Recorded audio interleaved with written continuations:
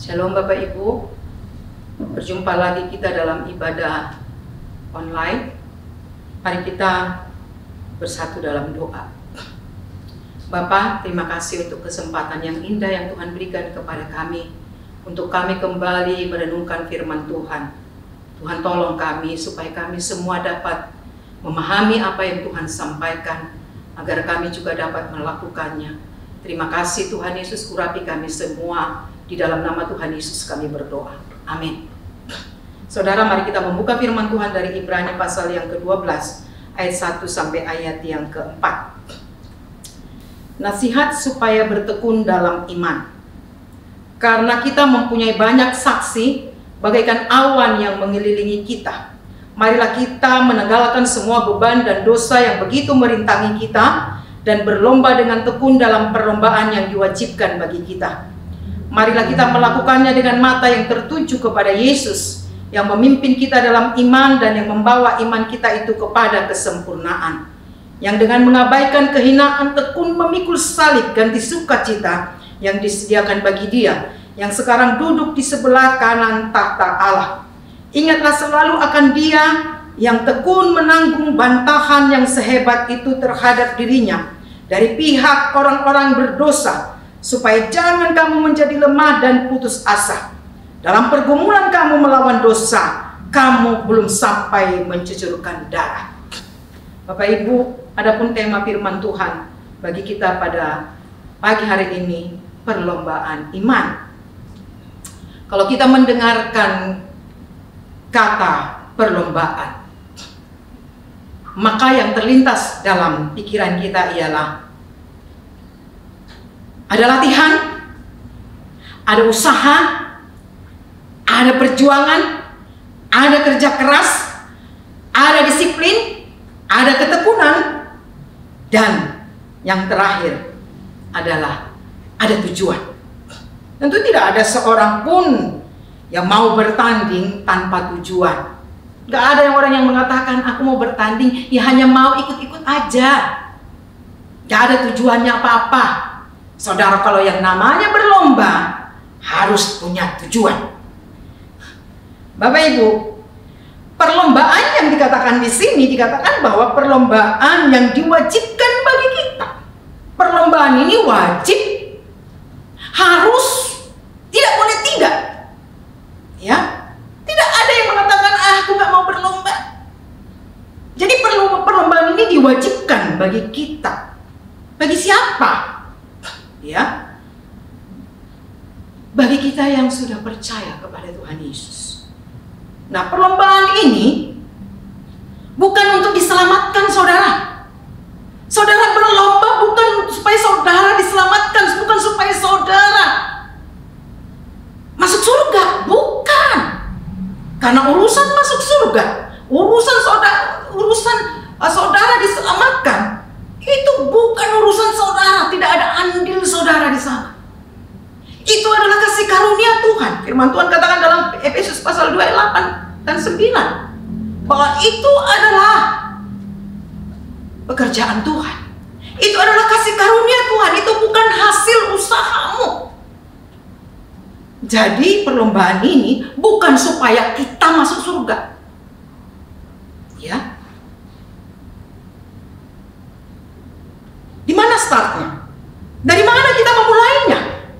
Tentu kalau ada perlombaan, ada startnya. Dari mana kita memulainya? Perlombaan ini dimulai dari sejak kita percaya kepada Tuhan dan mempercayakan hidup kepada Tuhan.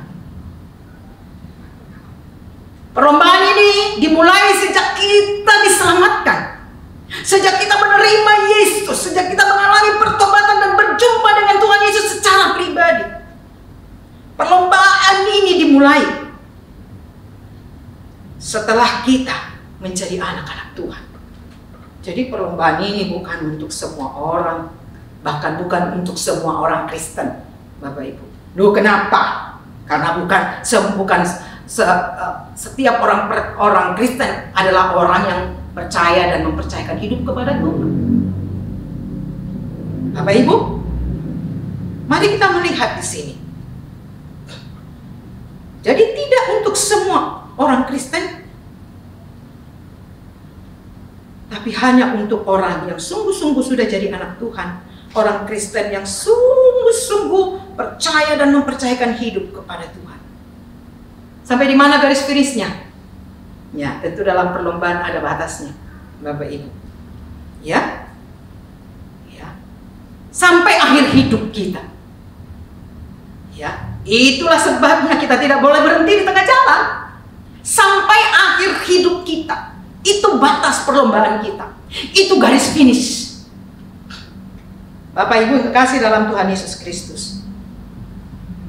Berlomba untuk apa? Perlombaan iman itu adalah berlomba untuk mematikan keinginan daging kita.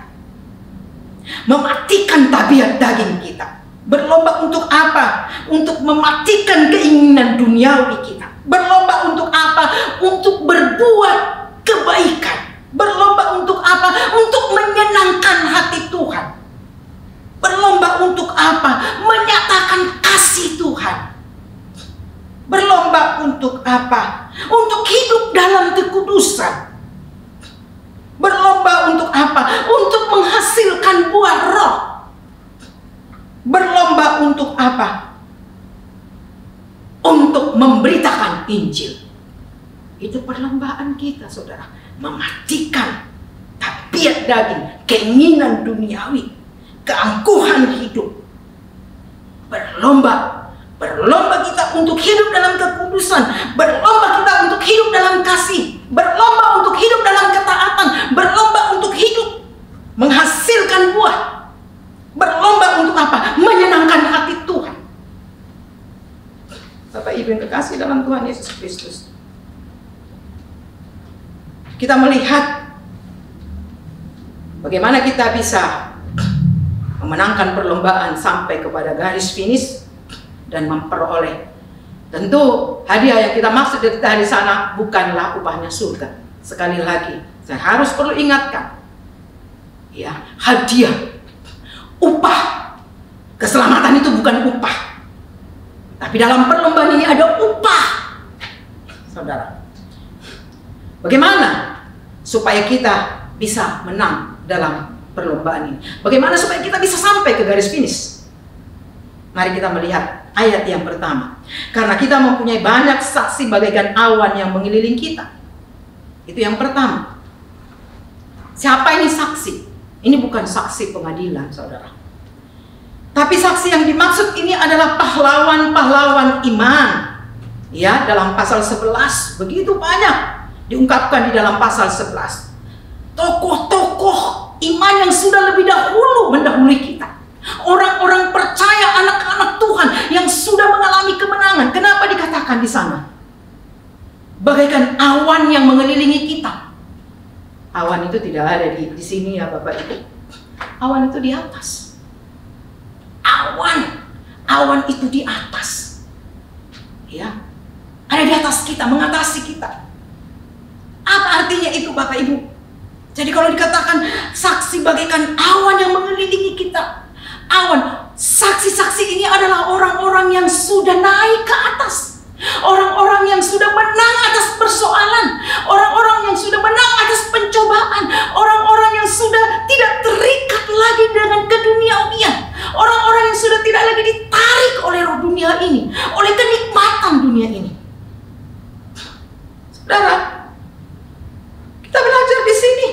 Mereka sudah naik. Mereka telah mengalahkan semua pencobaan.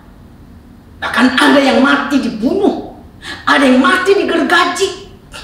Saudara, ada yang mati dimasukkan ke dalam gua singa. Ada yang diadu dengan binatang buas. Ketika mereka mati diadu dengan binatang buas, apakah mereka kalah? Tidak, Bapak Ibu. Bapak Ibu kekasih, mereka bagaikan awan yang mengelilingi kita. Mereka sudah naik ke atas. Mereka sudah menang. Mereka tidak lagi hidup dalam pengaruh dunia ini. Itu artinya selama mereka berada di dunia ini, mereka sebenarnya sudah naik. Sudah tidak lagi ada daya tarik dunia ini dalam diri mereka. Saudara, Saksi-saksi ini menjadi teladan, menjadi contoh bagi kita. Bagaimana supaya kita menang dalam perlombaan ini? Mari lihat contoh-contoh ini. Mari pelajari hidup mereka seperti apa. Pelajari hidup mereka. Contohi. Contoh teladani apa yang mereka lakukan. Yang berkenan kepada Tuhan. Saudara yang kekasih dalam Tuhan Yesus Kristus. Ini yang pertama. Yang harus kita lakukan. Teladani mereka. Contoh hidup mereka yang sudah menang dari pencobaan. Yang sudah menang dalam penderitaan. Saudara, kalau saudara baca Ibrani pasal 11. Ada yang diejek, ada yang diderah, ada yang dibelenggu, ada yang dipenjarakan, ada yang dilempari, digergaji, dibunuh dengan pedang. Mereka mengembara dengan berpakaian kulit domba. Mereka menderita kekurangan, kesesakan ada siksaan. Ya. Dan mereka semua tidak memperoleh apa yang dijanjikan secara manusia. Mana pertolonganmu Tuhan? Tapi inilah yang mau kita contoh. Jadi jangan nilai Tuhan itu ketika engkau dalam kesulitan, lalu persoalan kesulitanmu selesai. Ketika engkau kuat, ketika engkau menang, meskipun engkau harus berada dalam penderitaan, itu artinya bahwa engkau pemenang. Bapak Ibu, jangan sampai kita berpikir, ya kalau ditolong Tuhan, barulah saya tahu bahwa Tuhan betul-betul berpihak kepada saya. Saudara hanya melihat pertolongan Tuhan dari sisi materi, salah Bapak Ibu. Ada yang jauh lebih daripada hal itu. Ketika saudara kuat, ketika saudara dapat menerima penderitaan, ketika saudara mengalami penderitaan dan saudara bersyukur dan menerima, sekalipun saudara harus mati, saudara pemenang. Itu bukti kebaikan Tuhan. Saudara dimampukan. Jadi jangan hanya nilai pertolongan Tuhan itu dari sisi-sisi yang kelihatan nampak begitu enak.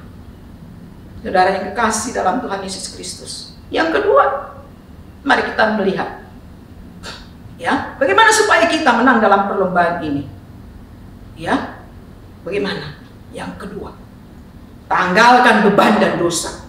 Ayat yang pertama, marilah kita menanggalkan semua beban dan dosa yang begitu merintangi kita dan berlomba dengan tekun. Saudara, tanggalkan beban dan dosa. Saudara, kami pernah mengadakan pertandingan, ya, di dalam satu event. Ya, hari itu hari proklamasi. Lalu kami buat pertandingan yang cukup unik, membawa orang tertawa, tetapi ada pelajaran berharga. Kami bertanding berlomba lari, tapi Bapak Ibu yang ikut bertanding harus memakai pakaian adat, pakaian daerah, gaun malam, memakai jas. Ada yang harus bawa tas, ada yang pakai hak tinggi, ya, saudara. Tapi ada juga yang memakai pakaian olahraga. Saudara tentu saudara tahu bagaimana orang berlari dengan beban, berlari tanpa beban aja tidak gampang. Tetapi ini berlari dengan beban. Apa bebannya di situ? Kita lihat pakaian itu menjadi beban. Coba Bapak Ibu lihat, ada orang yang berenang dengan pakai gaun malam, dengan pakai gaun, saudara, pakai anting, bawa tas. Itu orang yang sudah begini, Bapak Ibu, ya. Jadi kita melihat di sini pakaian itu tadi menjadi sesuatu beban yang memberatkan. Namanya saja beban, itu sesuatu yang memberatkan. Itu beban, sesuatu yang memberatkan. Saudara, semua orang tertawa ketika melihat ada yang jatuh, bahkan ada, maaf, itu pakaian yang menjadi robek, ada yang pakai hak tinggi, hak tingginya ada yang patah, dan lain sebagainya. Semua orang tertawa. Dan tentu yang bisa sampai ke finish, itu yang lengkap dengan pakaian olahraga, memakai pakaian, ya, celana pendek, dan saudaraku yang kekasih dalam Tuhan Yesus Kristus, memakai pakaian. Bahkan di zaman Romawi kuno itu orang berolahraga boleh dikatakan hampir telanjang, memakai pakaian seminim mungkin untuk mengurangi beban yang menghalangi untuk maju. Saudara, ya. Jadi jika kita berlomba dengan beban, pastilah itu akan merintangi kita, pastilah itu akan memperlambat laju kita, saudara. Jadi mari, namanya saja beban, pasti itu memberatkan, ya. Mari Bapak Ibu, atau saudara lari sambil memikul beras 50 kilo dalam perlombaan, ya. Bayangkan Bapak Ibu, jadi beban itu harus ditanggalkan. Beban berat yang selama ini engkau pikul sendiri harus engkau tanggalkan. Banyak itu beban. Beban itu mungkin itu bisa jadi bukan dosa, tapi pergumulan yang engkau alami, engkau harus tanggalkan itu, ya. Yang kedua, kita lihat di situ beban dan dosa. Dosa harus ditanggalkan. Bapak Ibu, dosa harus ditanggalkan. Kalau saja Abraham tidak melepaskan Hagar, ketika Hagar sudah hidup bersama dengan Abraham atas persetujuan, atas usul Sarah, ya. Kalau Abraham tidak mau melepaskan Hagar, pastilah ia tidak sampai ke tujuan menjadi bapak orang beriman. Saudara, kalau tidak melepaskan dosa yang dia lakukan dengan Hagar, kalau dia tidak menyuruh Hagar pergi, pastilah dia tidak menjadi bapak orang beriman. Saudara, kalau saja Daud tidak bertobat dari dosa perzinahannya dengan Batseba, Daud tidak menjadi role model bagi raja-raja lain. Selalu dikatakan tidak seperti hambaku Daud. Saudara, Daud bukan orang yang sempurna, tapi lihat di sana selalu dikatakan tidak seperti hambaku Daud. Kalau saja dia tidak bertobat dari dosa perzinahannya, maka dia tidak akan mungkin menjadi role model. Saudara yang kekasih dalam Tuhan Yesus Kristus, kalau saja Yusuf tidak dapat mengampuni, melepaskan pengampunan kepada saudara-saudara yang telah membuatnya jadi budak, bahkan membuatnya menjadi narapidana, dia tidak akan pernah bisa menjadi menteri di Mesir. Kalau saja Yusuf tidak mau melepaskan pengampunan, kekecewaan, sakit hati terhadap saudara-saudaranya, dia tidak akan pernah sampai kepada tujuan Tuhan. Dosa apa yang membelenggu saudara saat ini, sampai saat ini? Saudara, kalau saudara mau berlomba, mau maju, berlari, saudara sampai kepada tujuan, saudara harus rela melepaskan semua beban dan dosa.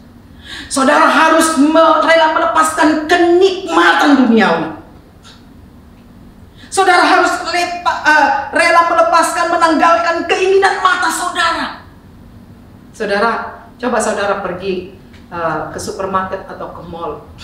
Bagaimana usaha untuk menarik konsumen, ya, dengan memajang segala sesuatu dengan cara yang menarik. Seringkali kita bisa jadi tertipu sampai di rumah, kok nggak seperti yang saya lihat tadi, ya. Ya, Bapak Ibu, daya tarik, ya, ada usaha untuk menarik konsumen dengan cara yang menarik. Saudara, mengapa banyak orang, ibu-ibu yang terjerat dengan hutang?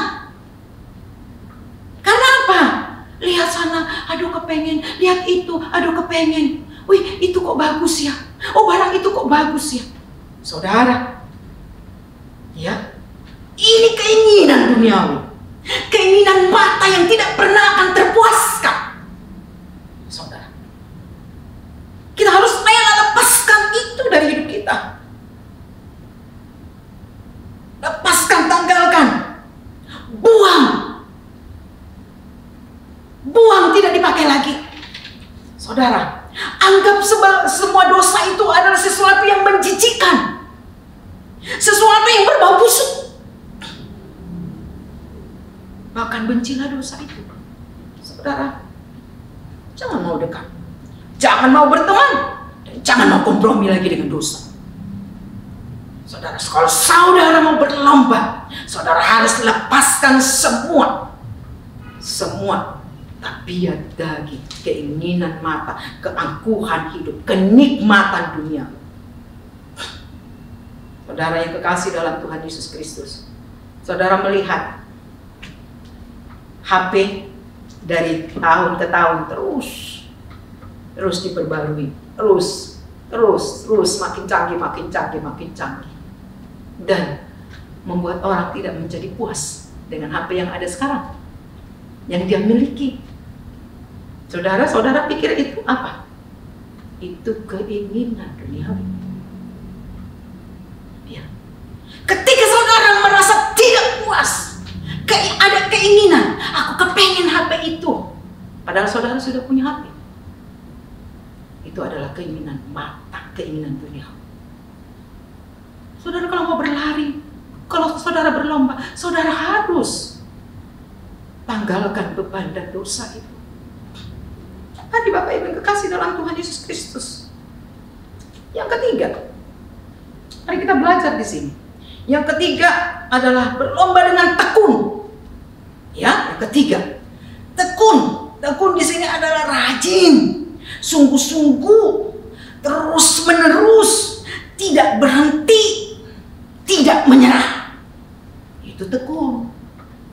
Jadi tekun bukan seminggu sekali. Jadi tekun bukan 3 hari sekali. Setiap hari. Ya, saudara yang kasih dalam Tuhan Yesus Kristus. Tekun itu ada makna disiplin di sana. Ya. Seorang olahragawan harus disiplin melatih diri. Melatih diri. Bahkan ada seorang pemain apa ini namanya? Bukan badminton, apa ini? Tenis. Ya. PT siapa namanya? Saya lupa. Dia tidak akan pernah diizinkan oleh ayahnya untuk sarapan pagi sebelum dia memukul bola 1000 kali. Saudara, sebelum dia memukul bola 1000 kali, dia tidak diizinkan untuk makan. Saudara, seorang olahragawan harus disiplin, melatih diri. Melatih diri, itu namanya tekun. Melatih diri. Saudara coba masuk ke pelatnas sana. Kalau seorang sudah masuk pelatnas, oh nggak bisa saudara. Jam tidur saudara juga perlu diatur. Makanan saudara perlu diatur karena kelebihan berat badan itu beban bagi saudara. Ya, kelebihan berat badan itu menjadi beban yang memperlambat laju saudara untuk berlomba. Saudara, olahragawan harus disiplin untuk berlatih, mengikuti semua peraturan. Saya pernah mendengar seorang pesepak bola Indonesia asal dari timur sana. Ketika dia sudah berada di pelatnas, tiba-tiba malam hari dia keluar dan dia dugem dan ketahuan. Dia akhirnya diskors. Saudara, gak bisa seenaknya hidup seperti itu. Aku mau makan apa aja, aku mau minum yang saya senangi, alkohol yang saya sukai saya harus minum. Gak bisa Bapak Ibu. Ya, jadi belajar. Itu harus menuruti peraturan-peraturan yang sudah ada. Itu supaya bisa untuk berlari. Makanan yang pekerjaan yang membuat berat badan semakin naik, yang menjadi beban bagi kita. Jadi tidak bisa hidup semaunya. Seorang perenang, saya pernah mendengar itu sudah zaman dulu. Seorang perenang Indonesia, dia latihan setiap hari 6 jam satu hari. Saudara yang kekasih dalam Tuhan Yesus Kristus, latihan keras, ya. Firman Tuhan katakan kita harus melatih diri dalam ibadah, ya, melatih diri dalam ibadah. 1 Timotius 4 ayat 8. Latihan badan ini terbatas gunanya, tapi ibadah itu berguna untuk hidup sekarang dan juga untuk hidup yang akan datang karena mengandung janji. Latihlah dirimu beribadah. Saudara berlomba tapi nggak mau latihan ibadah. Ibadah saudara Senin Kemis. Bagaimana saudara mau menang dalam perlombaan? Ada latihan bangun pagi, mencari wajah Tuhan. Saudara, mari. Ini latihan untuk kita mencari wajah Tuhan. Latihan badannya terbatas gunanya. Olahraga yang saudara lakukan terbatas gunanya. Tapi latihan dalam beribadah itu berguna untuk hidup saudara, untuk saat ini dan untuk nanti.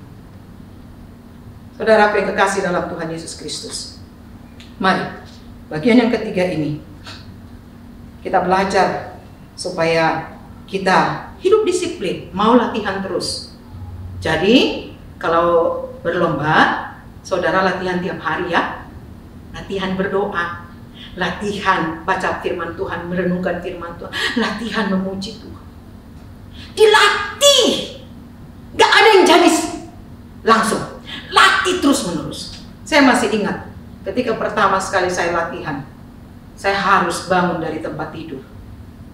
Saya tahu tempat tidur menggoda saya untuk dapat tidur. Saudara, apa yang saya lakukan? Saya buka mata begini untuk membuat mata saya untuk tidak kantuk. Saya buka mata begini sambil saya berdoa. Lalu bukan hanya itu, supaya saya tidak ngantuk, saya jalan mondar-mandir sambil mengangkat tangan, berdoa kepada Tuhan untuk mengatasi rasa ngantuk. Ada latihannya, saudara. Latihan, nggak langsung jadi. Ya, jadi melatih diri. Melatih diri itu harus. Ya, kalau saudara mau menang dalam perlombaan itu. Bapak Ibu yang kekasih dalam Tuhan Yesus Kristus, mari kita melihat bagian yang berikutnya. Ya, bagian yang berikutnya adalah fokus kepada Tuhan. Ini akan kita lanjutkan untuk bagian yang kedua. Mari kita berdoa dulu. Tuhan Yesus, terima kasih. Kami bersyukur kami boleh ditolong oleh Tuhan. Bahwa kami orang-orang yang sudah diselamatkan oleh Tuhan. Dan saat ini kami sedang berada dalam perlombaan. Tuhan, kehidupan kekristenan itu diumpamakan seperti dalam gelanggang pertandingan. Tuhan, kami sedang berada di arena. Kami sedang berlomba untuk menyenangkan hati Tuhan. Kami sedang berlomba untuk mematikan keinginan daging kami. Kami sedang berlomba mematikan keinginan duniawi kami. Kami sedang berlomba untuk berbuat kasih, berbuat kebaikan. Kami sedang berlomba untuk hidup dalam kekudusan. Kami sedang berlomba untuk menghasilkan buah roh. Kami sedang berlomba mematikan keangkuhan hidup. Kami sedang berlomba dalam memikul salib. Tuhan, Kau tolong kami semua.